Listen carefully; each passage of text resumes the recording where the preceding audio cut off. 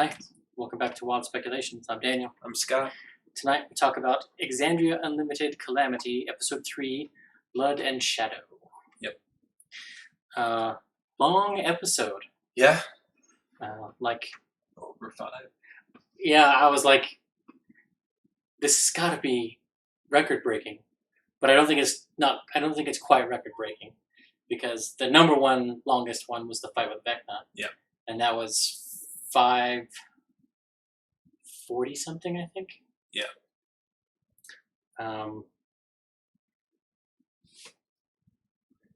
Yeah. Thank you, Rose. One of the things that is refreshing and frustrating, because it's frustrating because it's out of habit. Brendan starts EXU quick. Yeah. Like, there's not 15 minutes of ad read. No. Before the episode starts. There's just the basic company announcements. There's no sponsor announcements. Yeah. Yeah. So you got to be on time. This episode and the episode before, I was not, because I'm used to like all my internal chronometers are set for the pre-roll stuff that Critical Role normally does. So yeah, I was like, and right off the bat, we're in combat. Yep. He says, here's the map. Where are you guys going to be? You're coming from this direction. And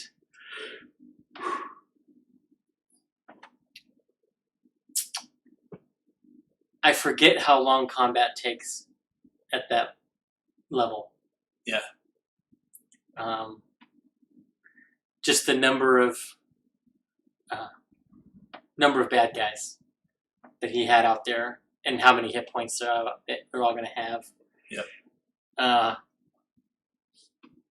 Like this episode, the break wasn't until 2:45 or 2:47, something like that.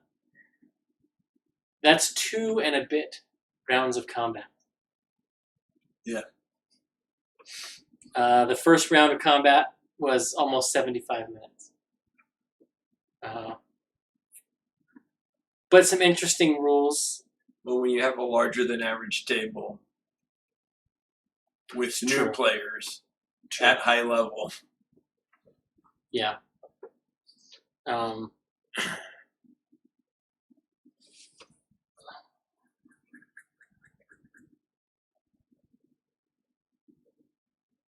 Yeah, he had like 11 or 12 actors or initiative counts.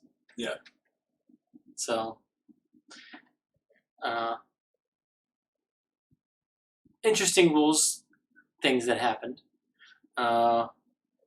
Brennan was making concentration checks for spells that aren't concentration, which I thought was interesting. He had the devil roll concentration for disguise self. And he had the Kunathi roll concentration for spiritual weapon, which is not a concentration spell. It's just a duration, which is why it's wonderful. Yes. I don't know if he did that to help the players, or if he just forgot that it wasn't concentration. Yeah, I'm not sure. Wizards be wizards. Hide, shoot from afar. Occasionally buff a friend. The Sorbard was an amazing demonstration of that build. Yeah. Don't need hit points if you have impossibly high armor class. You get hit once because one of them rolled a natural 20. Yep. amazing. They get a bit of dialogue between the bad guys, saying, the master's chosen. Hmm. And they're like, what? And the master's chosen. It's not me. Yep. It's like, it's you. You know it's you. Everyone knows it's you. I liked Brennan's comment about, if I'm going to kill PCs, I want it to be raw. Yeah. And I too, that's the way I like to do it.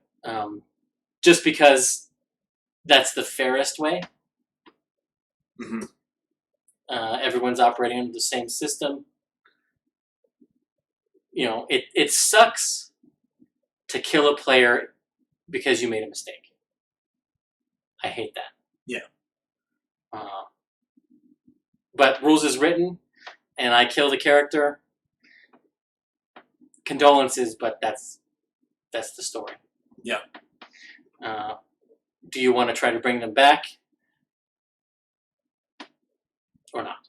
That's and sometimes at certain levels that's not possible without divine intervention on the DM's part. And sometimes I'm willing to do that.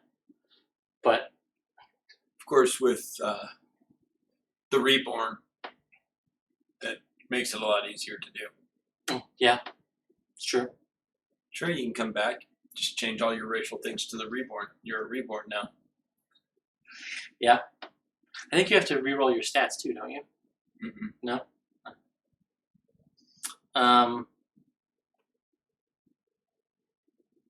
Perfect example of this combat being roleplay. Mm-hmm. As Loquacious gets arcane warded by his ex-wife. Yep. And the paladin, not Vengeance. I got that wrong, apparently. Yeah. I was convinced he was a Vengeance paladin. Also takes the damage for him. So that was interesting. And more fuel on the fire, because I was like, this is going to be good. Oh, and when the betrayal comes to light, that's just going to be... Yeah. And then the other thing that he did to give him the edge, when he missed, he's like, let's see, starts next. Hey, you take care of this for me? For his inspiration. Yeah. Like, I'm next to him, so you're going to get the sneak attack, just, Yeah.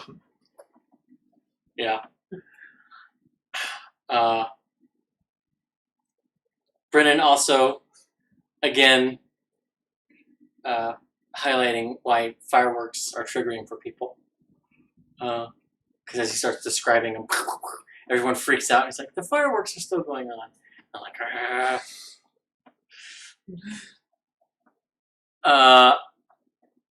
and we get some examples of why mind reading is the best thing for intel gathering. Yeah. So good. From both sides. Yeah.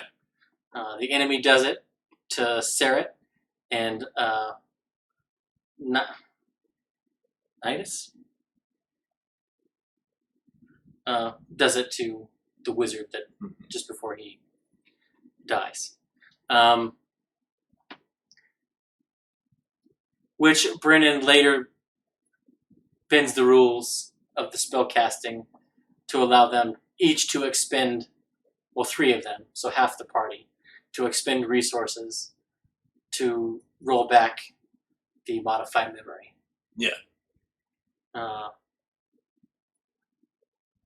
So really, like, to me, that moment is the DM has set the stage such that his players are willing to spend to get the monologuing. Yeah. Not just, how can my bad guy monologue so my players don't kill him? he got his players to invest resources into hearing the monologue. Yeah. Which is some 3D chess storytelling there. Yeah, that's some Garrick level shit right there. Yeah, so good.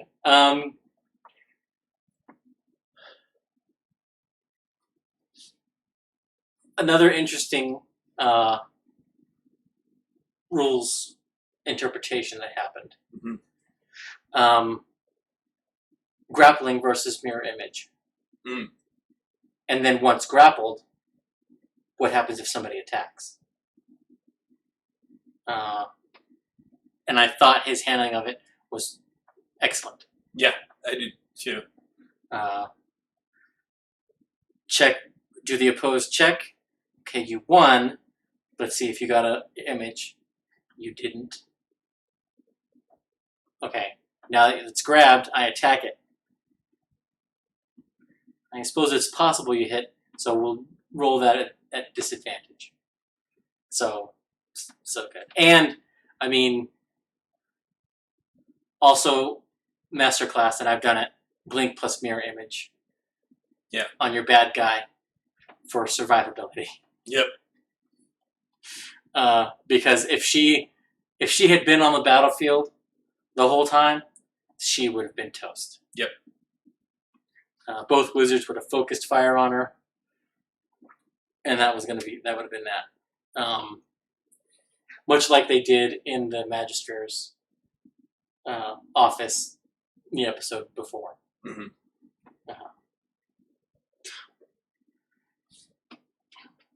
I am worried about their resources. Yeah, and because they were fighting this like it was the big bad. Yeah, and they were going to get a rest before they fight the next one, and I don't think that's the case. No.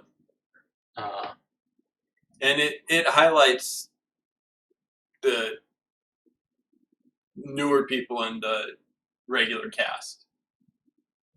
Because the regular cast were, well, I mean, Travis doesn't have spell slots. Yeah. And his resources aren't, a lot of his things aren't really expendable. Yeah, they're just there all the time. But the other two, Sam and Marisha, were much more conservative with their spell slots than the other three. That's true. But they've been doing this fairly nonstop for how many years now? Yeah, well, in front of hundreds of thousands of people, critiquing them. Yes. And I mean, campaign 2, going through confronting the Somnofum. Mm-hmm. I mean, that's the most taxed they've ever been. Yep. Because not even the fight with Vecna taxed them that much. Yeah. They were able to conserve their resources really well getting up there. Yep. So they were able to go Nova on him. And that was their whole plan.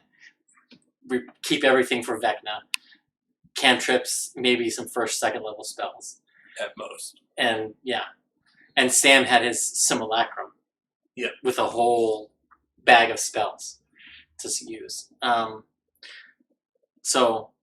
I think the lessons from that fight with Molly, mm-hmm. The Nonagon, really sent home, conserve your resources.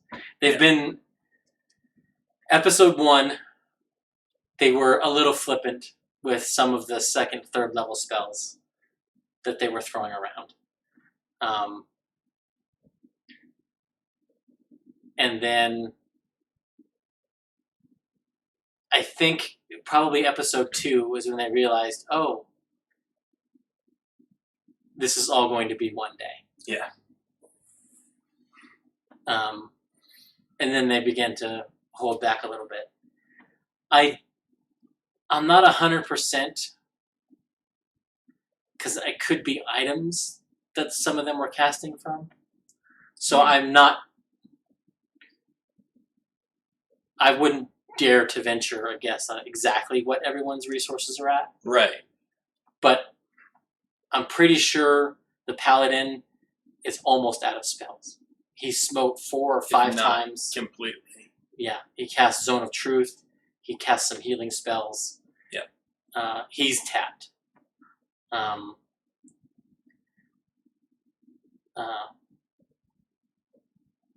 was going to say Loquacious. Laren. No 7th level. No 6th level. And might have 1 5th level left. Maybe 1, yeah. Marisha, I think, has her 7th and 6th left. Yes. And she could be out of 4ths and she could be out of 3rds, depending on if she actually casts Sending. Yeah. And doesn't have a Pearl of Power to use. Or well, I still think that orb is the one that lets her cast Sending and all those things. Yeah, Jink, well, I don't know if it was the best combat.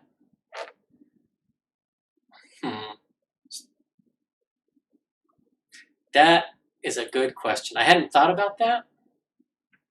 I mean, it's up there at least. For sure, for sure.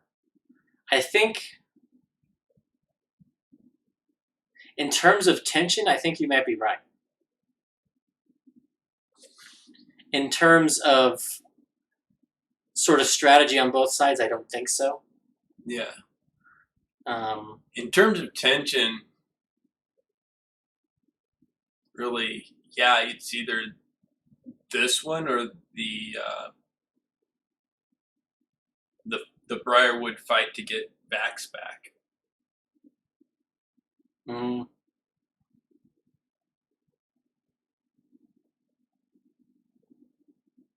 Yeah. So yeah, it's definitely up there. But what makes this fight stand out, and why I say that the tension is probably from that standpoint is the best, is because Brennan peaks. Oh yeah, the interest, because round 1 they wipe out her minions, they wound their target, boom, she goes away. Fuck, what happened? And then the reveal of the devil. Yep. Top of round 2. Oh no. The Aaron comes in. The Aaronese. Yeah. And then after that, then the cultists come in. Yeah, no, I'm saying this one's up there, and then that Briarwood one is like the only one close to it. Yeah. But that's what, like the Briarwood one, with all the Briarwood stuff, there wasn't what I would call an interest curve change. Yeah. It's, here are the pieces you have to do. It's the tension is high because the stakes are high. Yeah. And there's no reversal against the players. Yeah. Not really. When Vex went down, or you're talking about the Ziggurat? Mm-hmm. Yeah. And not in Iman at the castle. But that one was also up there. But that one's up there because of the back-to-back nat 20s. Yeah. To save his ass. Which you can't plan for. Right.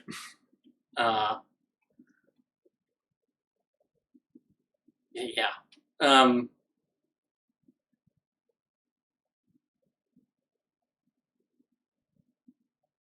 They get a message.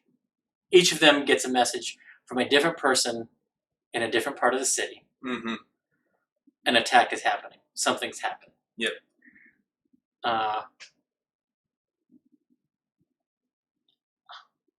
I just thought of something. Brennan pulled the Game of Thrones trick that they did with the youngest brother, whose name I'm not going to remember right now. Brian? No. Rickon. Oh. When Battle of the Bastards, when Ramsay cuts his bonds and tells him to run to his brother. and he obviously isn't trying to really hit him. And then he shoots, misses. And everyone thinks he's going to hit him, misses. And then that's when the thing comes out. Brennan did the same thing with the fireworks. But the first shot was last episode. Yep. And it was with the fourth shot, the fourth fireworks that are going off, that is when all the attacks happen, and they feel the rumble from underneath them. Yep.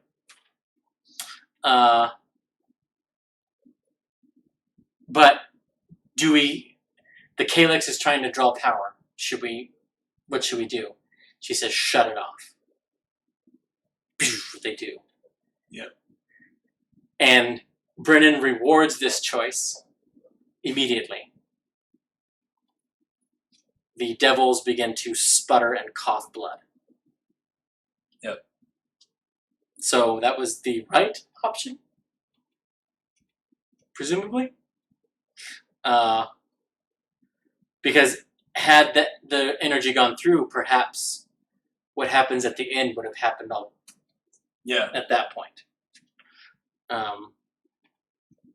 So good. The prophecy that he gave, the false one, in retrospect was so well written.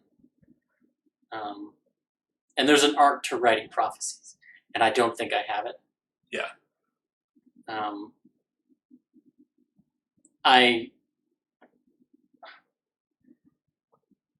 I'm too literal, I think, when I end up trying to do it.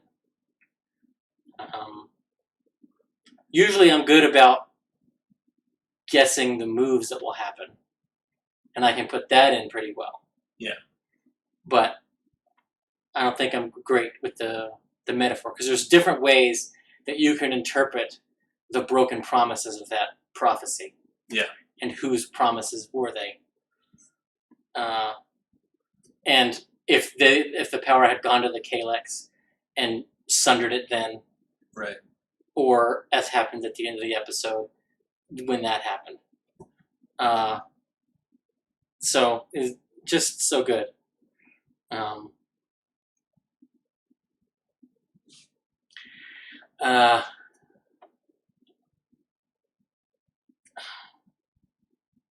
Yeah, I think some of it also is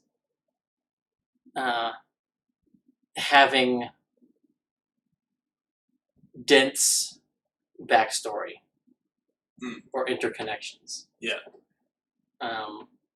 Which, by many hints through these several episodes, there was a lot. Sam made a joke about the flow chart that Brendan gave them. Right. About the factions. And he's like, apparently it was a menu. As each new thing came into the battlefield. And I think that was just his way of showing that the corruption is throughout the city. Yeah. It's in every organization. Which is why I'm kind of sad that nobody pressed for the Merchant Guild to really press about how that Hadmadad was corrupted. So we may come to see, hopefully, that come back.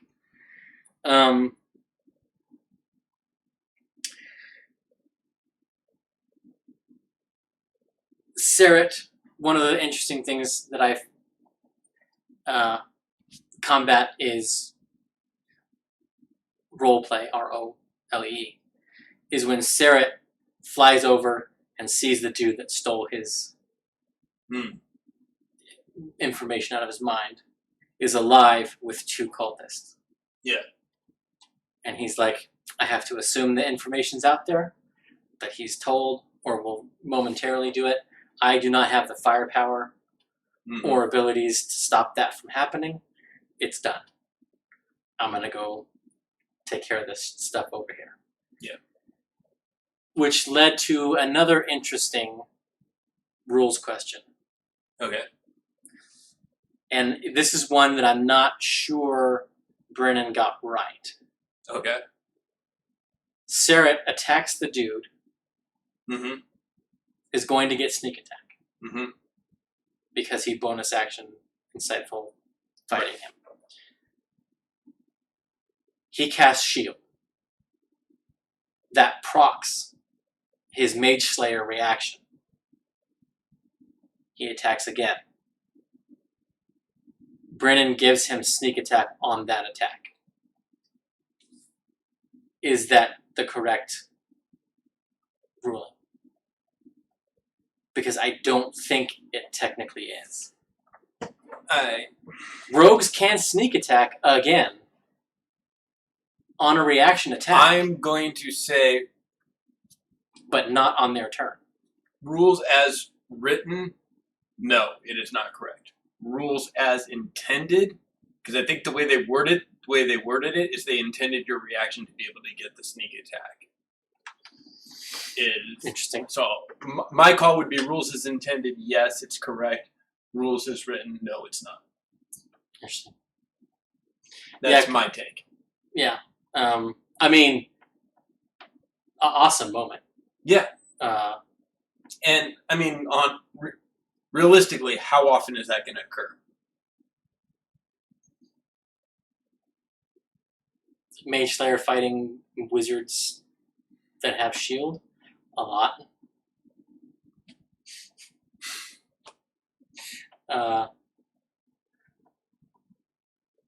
So I'm not saying that he made the wrong call. Right. Because I think you're probably right. Rules as intended, and in every other instance when a rogue gets their reaction, and sneak attack would apply, you can take your sneak attack. Yeah. I think you're probably right. I mean, I would rule it the same way because I tend to go off of what I believe is the honest rule is intended. Right. You can exploit rules as written, or they can handicap you depending on how you're interpreting how it's written. So I try to think of how it was intended. Fair. And follow that. The battle ended in a spectacular fashion. Absolutely. With her casting Resilient Sphere, the counterspell battles happening. Yep. And then it actually went off. And she was going to cast Death Cloud? Or something like that. What was it? I don't remember. Why am I drawing a blank? I think it was Death Cloud or something like that. But it's supposed to be a large area of effect. Mm-hmm. Cloud of necrotic energy. Die, die, die. Done. And Bryn's like, you contained it, and I'm going to rule that it just reverberates. Which is sort of a ruling from earlier D&D editions. Yes. Because Fireball could do that. Yes. You measured, okay, and then it bounces back. So they get it again. Yep. And then it bounces. So you could chunky salsa people. Yeah. With Fireball if you cast it in a small room. Which also was bad because it also traveled down corridors. And there are lots of stories you can find where they cooked their allies by accident. Yep. Yes, I remember those days of D&D. I remember being both the caster and the victim of fireballs from party members. Yeah. Yes. Okay. But we go to break after the fight. Oh, the Aranese gets the blood that she's after. Mm-hmm. And flies off and escapes. And the decision was basically made that I'm not going to be able to catch her. It's done. Yeah. Just like in Serenity, when the agent, after Mal broadcasts everything, it's done. Just like Sarah earlier in the fight, it's out there. It's done. I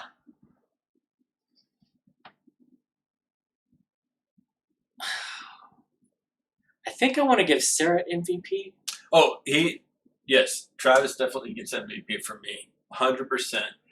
Now, okay, so our criteria is making an impact, using their abilities, and furthering the story. And he didn't necessarily further the story more than anybody. I would say either Laren or Paisha would be the most driving forces in the story. But what he did was he gave us the human perspective on the shit that's happening all around. It wasn't just, this is the perspective of the fantastical dealing with the fantastical. This was like, favorite line of the entire series so far. There's been a lot of selfish shit. My turn. I'm going to go take care of my family. Well, that was a great closer. My favorite line of that scene is when he's quietly seething. Yeah. And he's asked her a question. And she's like, yes, blah, blah, blah. And he's like, I just wanted a yes. Da-da-da. Yes. Yeah. That and you wanted to take this whole city with all of our families without talking to anybody. Yeah. Yep. And just that, like, okay, I'm doing my job, fantastical dealing with the fantastical, but fuck, I got a family to take care of. I'm getting my kid. Well, it's more than that, because, like, for him, it was not just, the gods are coming. I got to take care of my family. Yeah. Because he was in it thick. Yeah. To do his part, to be with his friends, to protect the city. What caused him to peace out and say, fuck all of y'all, is because his friends, he deduced his friends are the ones partially responsible for this. Yep, exactly. And, like you say, he gave us the human insight. Yeah. The everyday man, the family man. What do I do? Oh, okay. I take care of mine. Yeah. Yeah, and, like, his investigation and perception checks almost always being 30 or better. Yeah. Is, as the DM who has exposition to get out, is great. And so, and I was telling you during show prep that I was having a bit of rogue envy. Yeah. Because I was debating between Mastermind and Inquisitive Rogue, for my current character. And I think I made the right choice in Mastermind. But damn, I was having such rogue envy. I was just like, oh. Yeah. Yeah, so good. Yeah. And I sort of got a preview of the moment that I had been looking forward to, that I was hoping would happen, which is the Cylons with their hand in the thing about to give resurrection technology. Mm-hmm. And they realize, you killed my wife, hand out, kill them. Yeah. And which everything goes to hell after that. But I was so wanted that moment, and we got a preview of it when we came back from break. And they're confronting each other. And yeah, on Foresighted Dive. I don't know if you've watched it or not. Yeah. But yeah, Liam expressed that, for sure. But the self-deceptions and I see that I'm going to let you have it. Yeah. And also, stop lying to me. Yeah. And the forceful, like, zone of truth, which was the first real PvP. Yeah, that was the first crack. Big crack. Yeah. And where the two people who actually have lied to him and succeeded and took the most offense to it. But even his friend, who willingly failed, called him out. He's like, look, I understand. Yeah. And for me, that scene encapsulates an interesting change that I think probably happened with a lot of people during the Age of Arcana, where they don't like the gods, they don't care about the gods, they don't observe anything.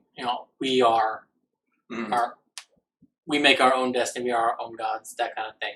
The attitude that pervades everything that we saw in episode 1 from almost everybody.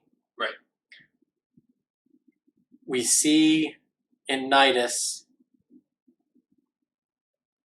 who was denying this prophecy, but there's something in him, and this could be meta knowledge on the player's part. Where do you draw the line? Yeah. But he seems to sense that there was something to that prophecy. Because, like I said, it doesn't happen, and then everyone who tries to bury it also goes crazy. It can't be a lie, So I think he was just and he was struggling with that. His friend, Sarah doesn't call him on it, and now his friend is doing this, and he's just losing. He says, no. And that's the first step that he takes on his road to faith. Yeah. And we see the second step when the real PvP happens. Yep. When... Yeah, I mean, there was some cloak and dagger shit with that PvP. We covered up your memory because, we failed. Did we fail? So good. Marisha just trying to justify what Paisha had done, It was just like that stereotypical NPC that, gets you into the side quest, and then it's like, they resurrect, and then it's like, I don't know what happened, I had the best intentions, I swear. And I loved Brennan's moment there when he says, I don't make players roll a skill check if they want to posit a theory. Yeah. And I think Marisha said something close to the effect of the theory that she put forward last episode, I think. Yeah. As an aside. So Brennan already knew that she was onto it. And so what do you think? I think he was alive. That's why it didn't work. Yeah.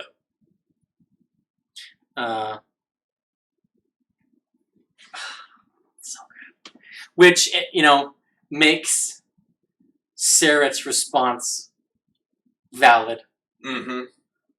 And, you don't understand what you're playing with, and you want to put the whole city in this danger. Yeah. Everything is just, so good. And also highlights an interesting ethical case or use case for modify memory. Is it bad to take away a bad memory from somebody? Especially if they ask you to do it? Is it wrong to then return it to them, even if they ask you to do it? Yeah. That gets into some pretty deep shit there. Yeah, right? And that's sort of the cornerstone of the Age of Calamity, is all of these sometimes flippant decisions that have really weighty shit behind them. Yeah.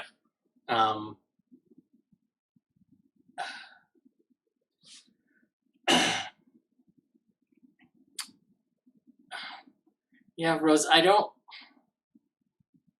we haven't gotten a lot of exploration of the politics of the city. Yeah. The only brush we've had was the one meeting that she had where she was told that Aor is developing a weapon. Right. Do this and you'll get a position in the ring, silver ring.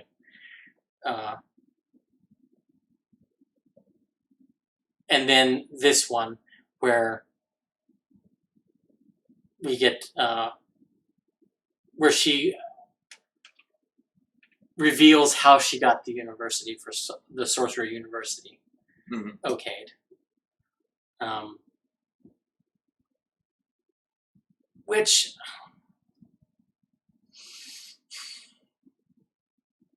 I don't know. I don't see how it would be such a hard sell.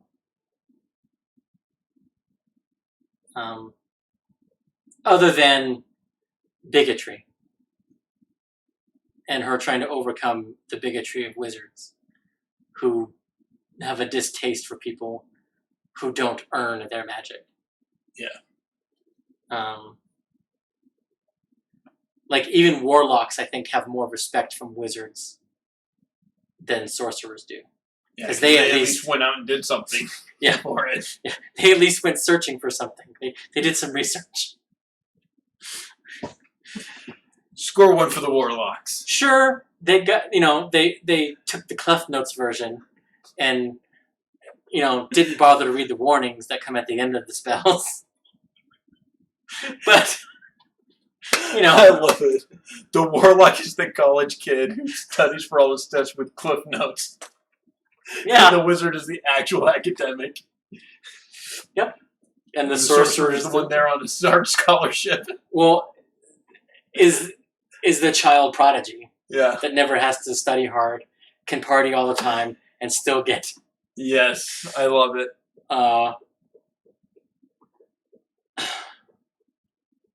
So you're saying I'm a sorcerer? I mean, by that standard, I am too. Yeah. Yeah. The ability to change memory and thus the truth is a dangerous power. Yeah.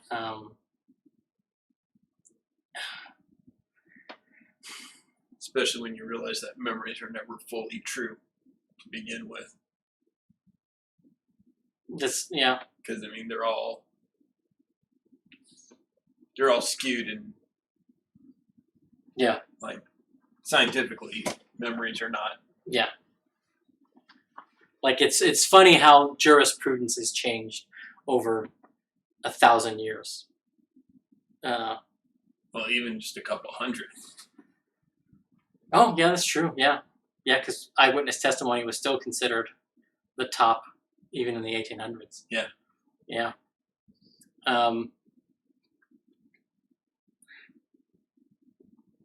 Sarah does get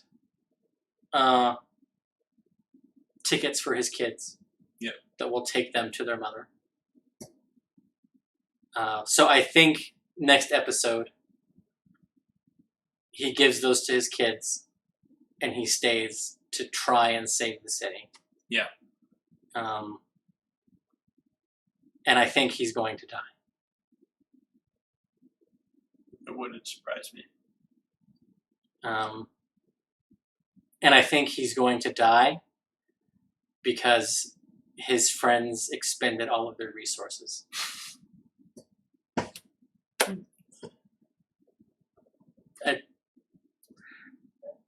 And not like, oh, we could have done X, Y. It's going to be like, for sure, if they had had this spell slot, they had a spell, it could have saved him. Yeah. I think I honestly think Sarah's going to end up going the route that my characters usually do when they die. Like there's some people who, if their character dies, it's because it's a TPK and everyone goes out. And then there's like my characters in the last campaign you ran that I had 3 characters by the end of the campaign. But the first 2 both died saving the rest of the party. Yeah. Or someone in the rest of the party. Yeah.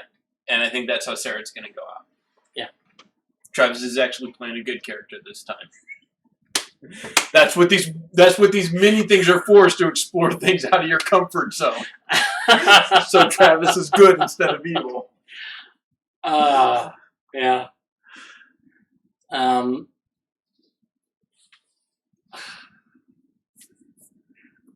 also interested. So I had this thought on the rewatch and the prep for the show. Okay. That, because we've talked before about how Exandria Unlimited informs the main campaign. Mm-hmm.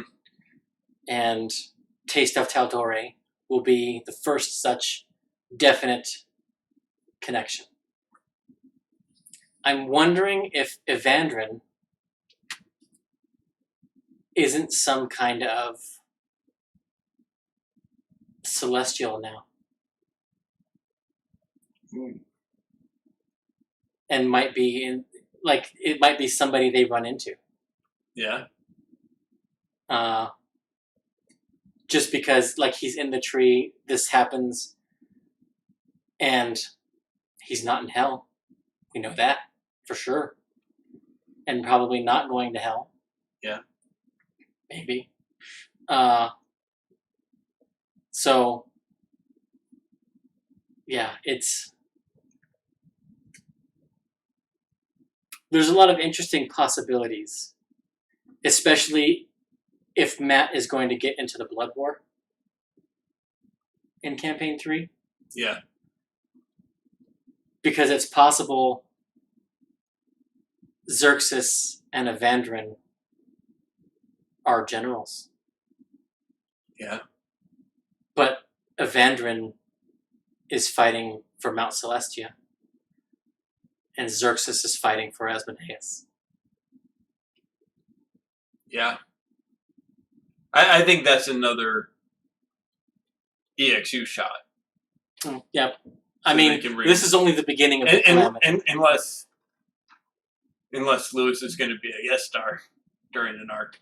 Yeah.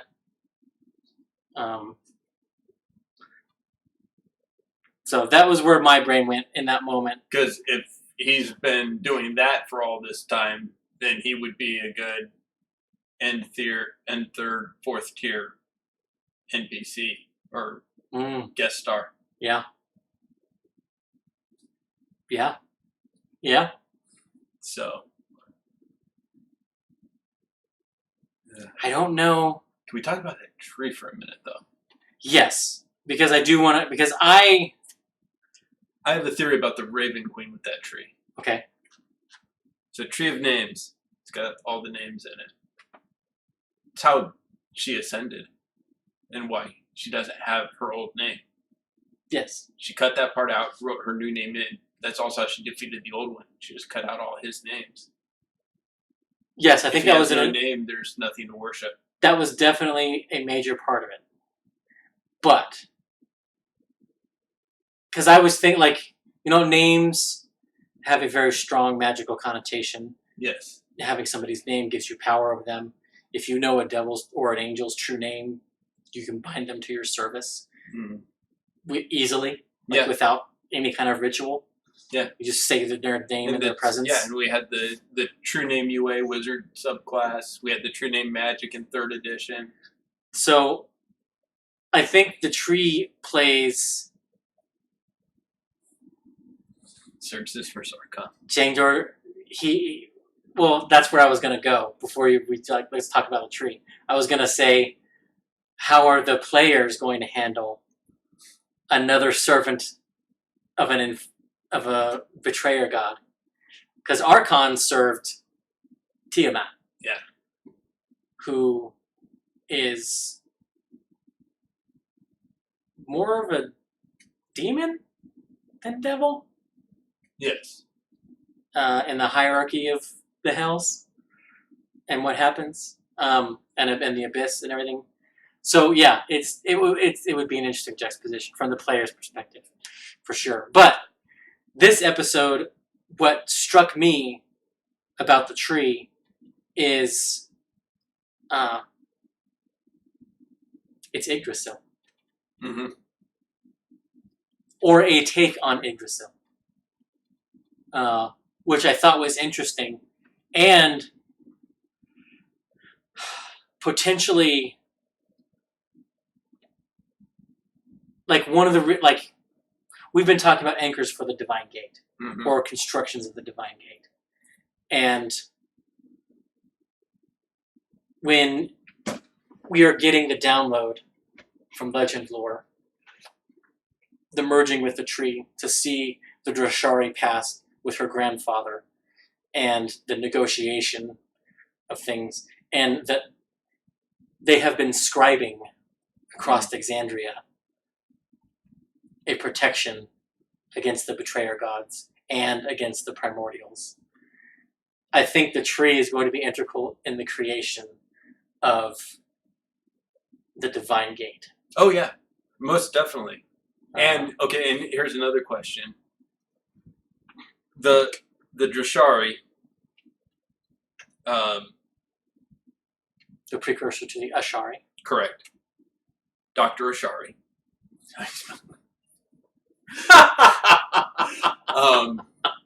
But they are like, no, you can't do this. They're actively trying to thwart Laren's attempts to take this piece out of the plane.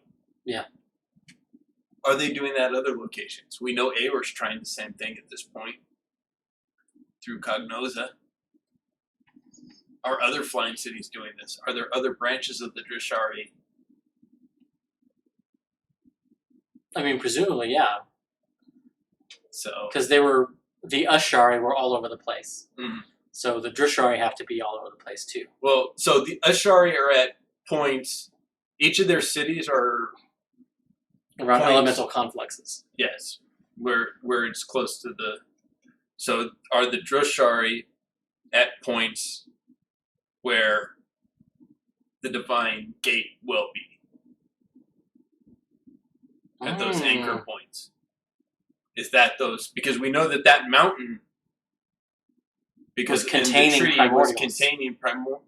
Yeah. So are the other locations also where like that? And is that the foundation for the Divine Gate? Yeah, and what would also help explain why Fordak was doing what he was doing. Mm-hmm. And he was trying to form another weakness, another way to get through the gate. Yep. Perhaps. Yeah. I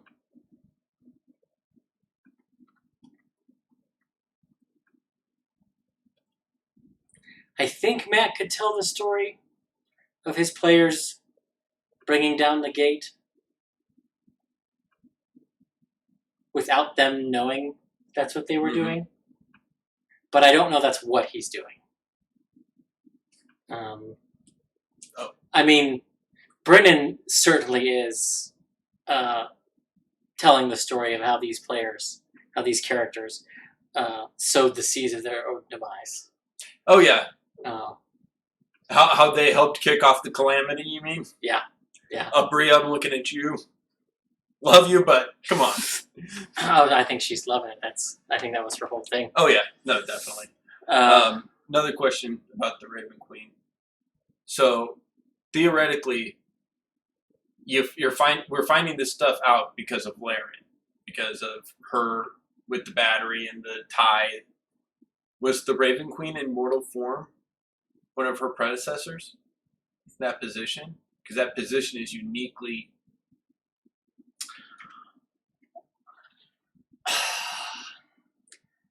I thought something similar, but not about the Raven Queen. I think the Raven Queen was the Archmage of Necromancy. And that's why she became the goddess of death. I think the predecessor, Laren's predecessor, was Vecna. Okay. I can see that too. Vespin Chloras, because all of the information that they're finding out, he found out. Well, how long has the city been around? I mean, they both could have been. Mm-hmm. Like, she could have been, and then when she ascended, Vespin. And then when he went to do his thing, Laren. Yeah, because his thing was, if it's been done once, it can be done again. Yeah. So did he find the notes of his predecessor? Yeah. Yeah.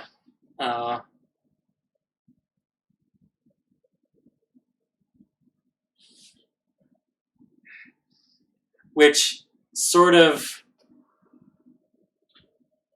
brings back Dr. Ian Malcolm's critique in the first Jurassic Park movie. You know, your scientists, they didn't do any of the work to get the knowledge. Mm-hmm. They stood on the shoulders of people who had done it, and they didn't bother to ask, you know. Yeah. They were so busy trying to figure out if they could, they didn't bother to worry if they should. Yeah. Yeah. So I'm wondering if that's playing into this a little bit too, which is a common apocalyptic frame. Yeah. And really, Jurassic Park is an apocalyptic movie.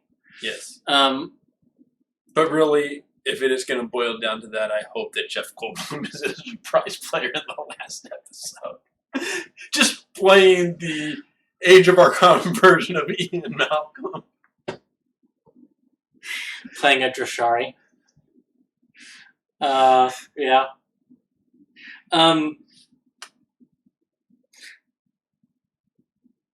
But we have the PvP, which as PvP goes, was fairly tame. Yes. Just hold person and some threats and the delay of Blight. And the emergence of Asmodeus back on the plain of Exandria. And as happens so many times, thanking the servant for helping. In front of everybody, thank you. Which is basically how the episode closes out. Yeah. And we began this episode speaking about resources and how they were flippant with them.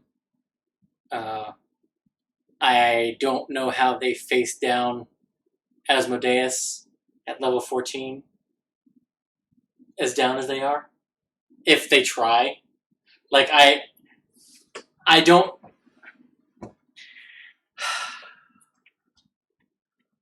I don't see how they can stand against him and do anything. Interesting, though, I think one of the things that made Vecna fail is Asmodeus lied to him. Mm. Yeah. And one of the reasons why Asmodeus is the first to come out is because Vecna is where he was. Yeah. And also why Vecna becomes the god of secrets and not lies. Yes. I have to think that bomb drops next episode. The secret that he's been keeping. And it's going to be Asmodeus that is just gonna lay the bomb everything was released this episode. When you have the story of all the people that go to the Feywild and fall in love, but there's the one fairy that came and fell in love, and then he leaves this thing that, even though arguably she did the most to help set off the calamity, he does this whole video to be found saying that she was the only one who was wise enough to try to stop it, and it was because of his mess up that it wasn't taking the blame for her. So that bomb's already been released.